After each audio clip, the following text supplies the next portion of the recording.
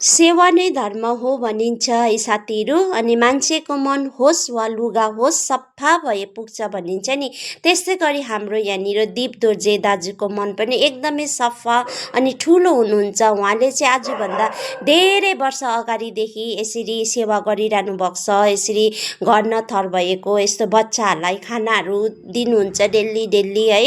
अनि मैले यो भिडियो चाहिँ किन ल्याएँ भन्दामा है, दाजुले चाहिँ यो 2026मा 100वटा बच्चाहरूको चाहिँ अपरेसन गरिदिने भएको छ है।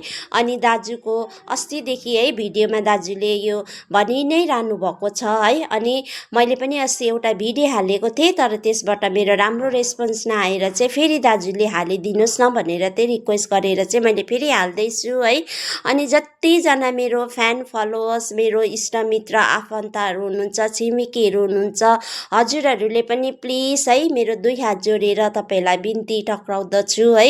तपाईँहरूले 10 रुपियाँ 20 रुपियाँ जति हुन्छ यहाँ दाजुको क्युआर कोड राखिदिएको छु है। तपाईँहरूले पनि यति सानो है तपाईँहरूले सेवा गरिदिनुहोस् भन्नु चाहन्छु है। तपाईँहरूले ठुलो अमाउन्ट हाल्नु पर्दैन है। तपाईँहरूले 20 रुपियाँ है 10 रुपियाँ जति तपाईँहरूले हाल्दा पनि हुन्छ है। 50 रुपियाँ 100 रुपियाँ जति तपाईँहरूले हालिदिँदा पनि हुन्छ दाजुलाई है। तपाईँहरूको यो एउटा सेवा सम्झेर है, प्लिज है तपाईँहरूको सेवा सम्झेर यसरी तपाईँहरूलाई बिन्ती है टक्राइराखेको छु।